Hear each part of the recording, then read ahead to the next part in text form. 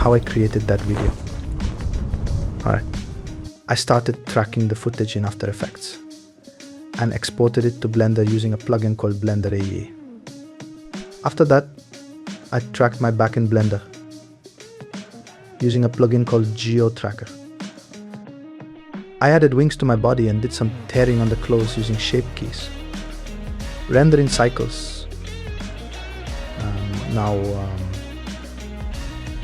I've finished Blender now. Compositing in After Effects, then added music and sound effects. The video was done.